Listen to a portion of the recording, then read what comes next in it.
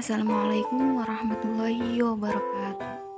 Halo semuanya, saya Safety Rizkyanisa dengan NIM 20081050071. Video ini saya buat untuk memenuhi UAS Desain Grafis dan Media Animasi. Di sini saya akan membahas paper atau jurnal yang berjudul Scalability Through Distributed Deployment for Model Learning Management System yang ditulis oleh Andrea David, Darius Mihai, Maria Elena Mihailescu, Mihai Karabas, Nicole Tapus. Baik, langsung saja kita simak materinya.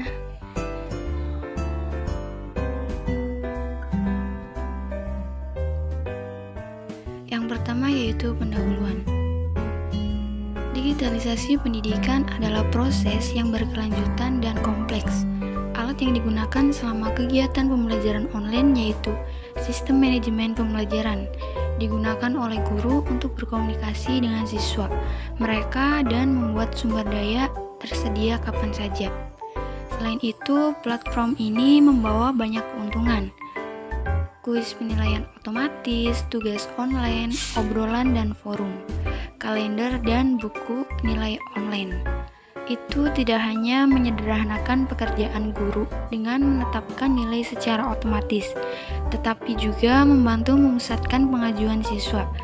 Di sisi siswa, mereka memiliki tugas dan ujian yang diatur di satu tempat dan mereka memiliki ikhtisar tugas mereka. Makalah ini disusun sebagai berikut. Bagian kedua menyajikan ikhtisar model yang digunakan sebagai LMS, pengambilan keputusan untuk mempersonalisasi dan meningkatkan proses pembelajaran untuk setiap siswa. Bagian ketiga menyajikan ikhtisar tentang arsitektur pengaturan model dasar yang sering digunakan. Selain itu, ini menyoroti peningkatan yang dapat dilakukan menurut literatur dan kekurangannya. Bagian keempat mengilustrasikan arsitektur yang telah kami usulkan, sedangkan bagian kelima menjelaskan desainnya. Bagian keenam menyajikan pengaturan pengujian yang telah kami gunakan untuk memvalidasi implementasi kami. Sedangkan bagian ketujuh menyajikan hasil yang kami peroleh. Pada bagian akhir, kami menyajikan kesimpulan makalah ini.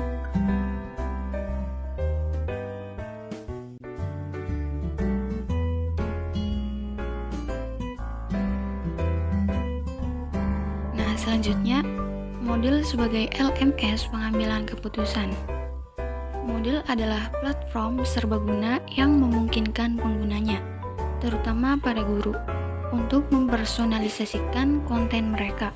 Selain itu, administrator sistem dapat menyesuaikan LMS agar disesuaikan dengan kebutuhan institusi, siswa, dan guru.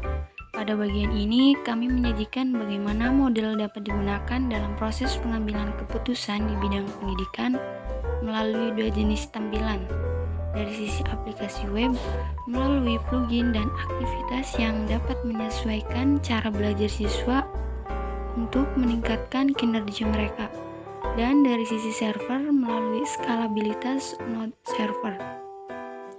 Nah, di sini dibagi menjadi dua. Yang pertama, pembelajaran yang disesuaikan untuk siswa, dan yang kedua, infrastruktur yang disesuaikan berdasarkan laporan model. Model memungkinkan guru untuk membuat kursus dan materi online di mana mereka dapat menentukan keterlibatan setiap siswa untuk proses pembelajaran. Selain itu, berdasarkan aktivitas siswa, mereka dapat memutuskan pendekatan apa yang terbaik untuk menciptakan pengalaman belajar yang lebih baik lagi bagi siswa. Yang kedua, dari sudut pandang administrator sistem, proses otomatisasi dapat diterapkan untuk meningkatkan komponen pengambilan keputusan dalam pengajaran menggunakan model. Berdasarkan informasi sebelumnya, seperti informasi latar belakang siswa, sekolah pengajaran bahasa, kelas, siswa dapat dikelompokkan menggunakan cohort.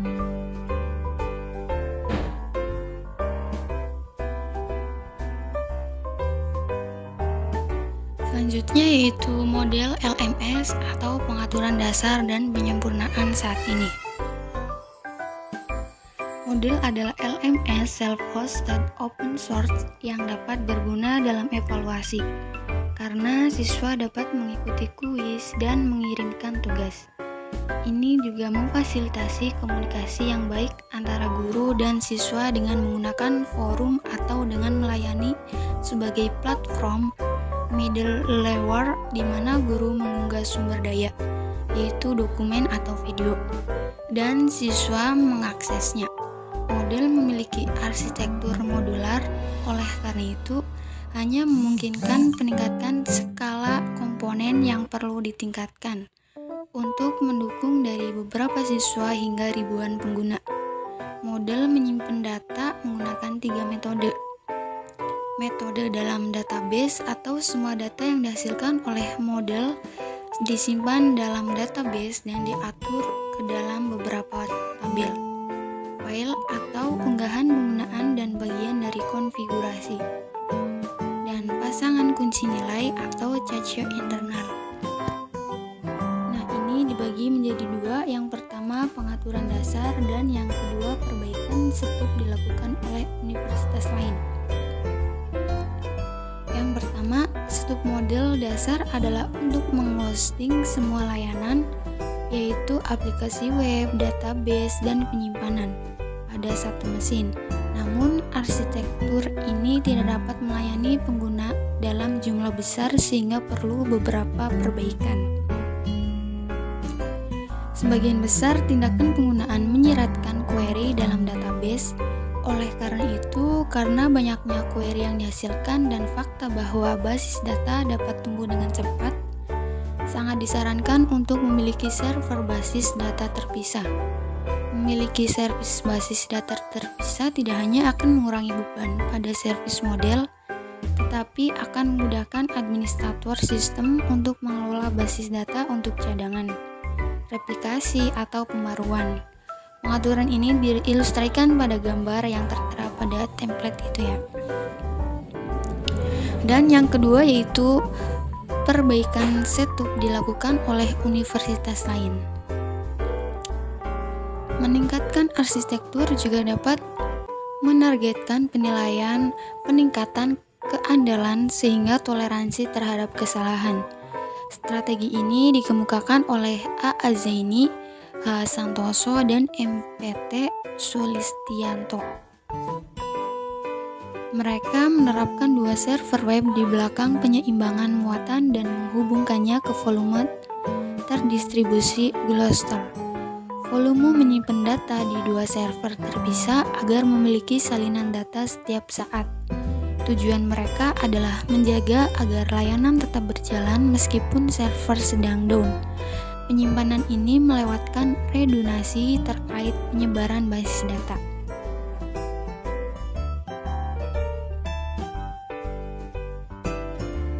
Selanjutnya, usulan arsitektur. Untuk mengkompensasi kelemahan dari solusi yang ada, kami mengusulkan arsitektur modular terdistribusi, diwakili dalam gambar-gambar yang dapat menskala secara lateral. Arsitektur yang diusulkan terdiri dari 2 server web, 1 penyiimbangan beban, 2 server basis data, 2 server penyimpanan, dan 1 server cache. Server web menghosting aplikasi model, memproses permintaan, dan mengirimkan konten. Semua komponen lainnya diakses dari server web oleh aplikasi model. Penyeimbang muatan adalah titik masuk dalam cluster, menerima permintaan dari pengguna dan mengarahkannya ke server web. Server basis data menyimpan semua data tentang kursus, pengguna, aktivitas, dan hubungan di antara mereka. Pengaturan menggunakan replikasi data aktif-aktif. Server penyimpanan menyimpan semua unggahan penggunaan seperti materi tambahan dan kiriman tugas siswa. Data direplikasi antara 2 server untuk memiliki redundansi. Nah, Arsitektur yang diusulkan terdiri dari 2 server web, 1 penyeimbang beban, 2 server basis data, 2 server penyimpanan, dan 1 server caca. Server web menghosting aplikasi model seperti memproses permintaan dan mengirimkan konten. Semua komponennya lainnya diakses dari server web oleh aplikasi model. Penyiimbangan muatan adalah titik masuk dalam klaster, menerima permintaan dari pengguna dan mengarahkannya ke server web. Nah, bisa dilihat dari gambar di sini di tabel. Selanjutnya yaitu desain arsitektur. Model adalah aplikasi web yang ditulis dalam PHP yang perlu diakses dengan menggunakan proksi terbalik. Untuk melacak sesi pengguna, model menggunakan caca dalam bentuk color pair. Jadi, untuk konsistensi dalam sebuah cluster server web model, semua instan harus mengakses data yang sama. Karenanya server caching tunggal. Server web menghosting kode sumber model, yaitu aplikasi itu sendiri, dan terhubung ke semua komponen lainnya. Menggunakan satu server untuk ujung depan model akan menghasilkan beban server yang tinggi. Beban tinggi berarti peningkatan waktu respons bagi pengguna akhir. Oleh karena itu, permintaan harus diproses oleh beberapa server secara paralel. Stup yang dijelaskan dalam makalah ini menggunakan 2 web server.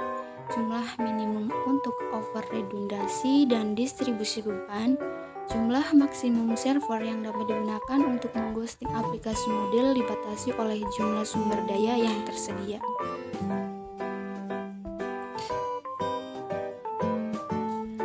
Selanjutnya yaitu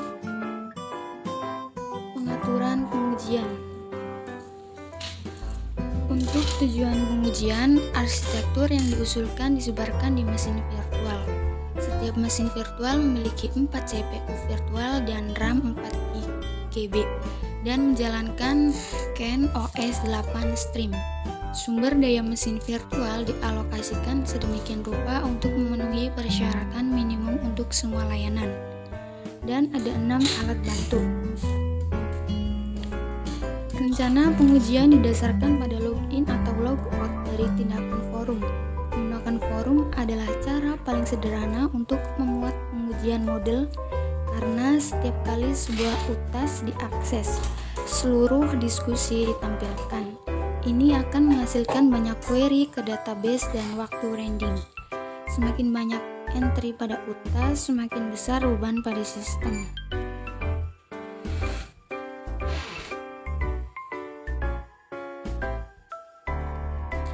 Selanjutnya yaitu hasil. Hasil JMeter memaparkan beberapa metrik kinerja seperti waktu respons untuk permintaan, throughput, latensi untuk berbagi tindakan yaitu melintas kursus, mengirim balasan, masuk, keluar, atau tingkatan kesalahan. Latensi dalam terminologi JMeter adalah waktu yang diperlukan untuk permintaan sejak dikirim ke server model hingga byte pertama dari respons diterima. Dalam gambar 3A di sebelah kanan diplot latensi rata-rata selama pengujian pada penyiapan server tunggal. Latensi lebih besar dari 4 detik. Di sisi kanan gambar 3A disajikan plot latensi rata-rata untuk arsitektur yang diusulkan. Nilai duduk di bawah setengah detik dengan beberapa pengecualian memiliki latensi yang lebih rendah. Arsitektur yang diusulkan memastikan pengalaman penggunaan yang lebih baik. Angka 3B menunjukkan latensi median untuk berbagai tingkat trafik atau permintaan per detik. Arsitektur yang diusulkan lebih responsif atau memiliki latensi lebih rendah selama beban tinggi. Misalnya pada 40 permintaan per detik. Penyiapan server tunggal memiliki latensi sekitar 5 detik, sedangkan penerimaan terdistribusi memiliki latensi sekitar 250 md.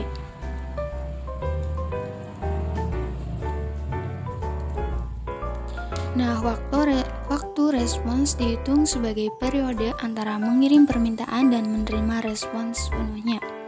Selama pengujian, semua permintaan diberi batas waktu dan gambar 4 menyajikan jumlah permintaan pada sumbu Y yang memiliki waktu respons dalam interval tertentu pada sumbu X. Saat menggunakan satu server web, sebagian besar permintaan diselesaikan dalam waktu lebih dari 1,5 detik, sedangkan dua server web merespon sebagian besar permintaan dalam waktu setengah detik atau kurang.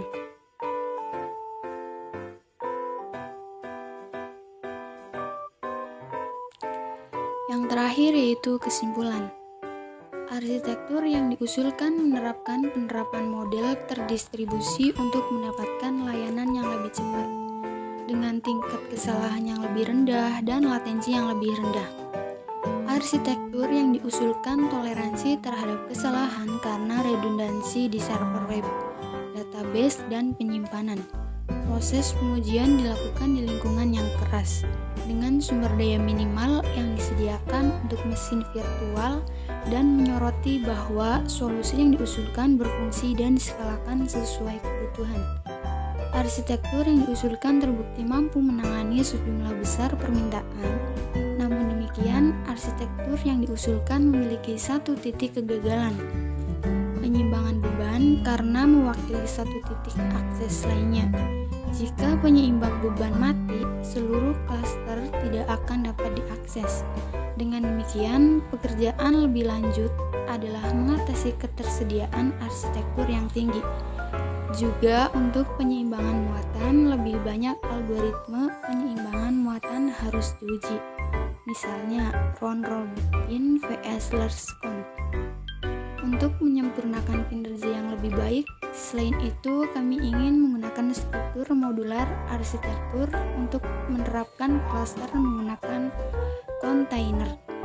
Orkestrasi wadah dapat menghadirkan fitur-fitur canggih seperti penskalaan otomatis tergantung pada beban atau penerapan ulang otomatis sebuah node jika sedang down. Mungkin itu saja yang bisa saya paparkan. Kurang lebihnya mohon maaf. Wabillahi taufiq wal hidayah. Wassalamualaikum warahmatullahi wabarakatuh.